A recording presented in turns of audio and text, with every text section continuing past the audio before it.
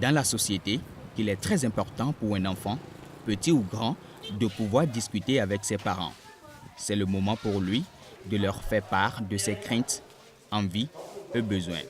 Je pense que j'ai de facilité à discuter avec eux parce que les parents et nous, c'est une histoire de complémentarité. On se comprend entre nous et c'est plus facile.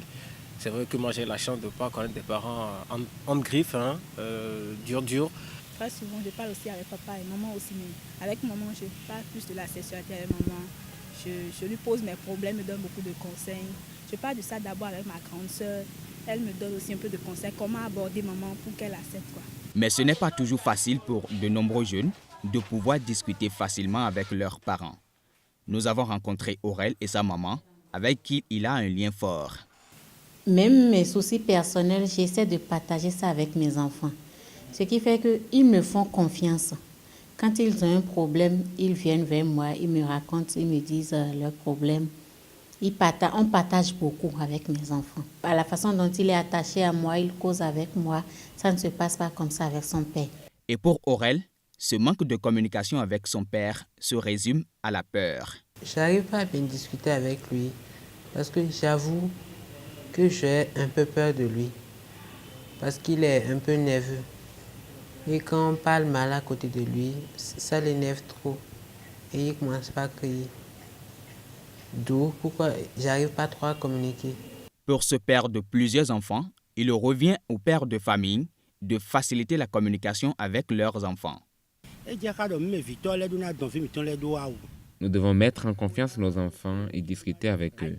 Si nous ne le faisons pas, ils se comporteront mal dans la société. Pour la sociologue Karen Gagné, la difficulté des enfants à discuter avec leurs parents résulte d'un héritage social.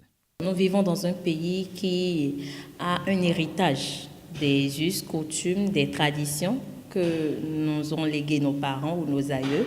Et dans ces traditions, quand vous observez un peu dans le style de l'héritage de la royauté, quand on a les parents, on a les enfants, c'est deux mondes carrément différents. Et il est difficile à un enfant de traverser ce mur-là et d'aller vers les parents. Les parents sont considérés comme des demi-dieux sur terre. C'est vrai que la religion leur accorde ce crédit-là.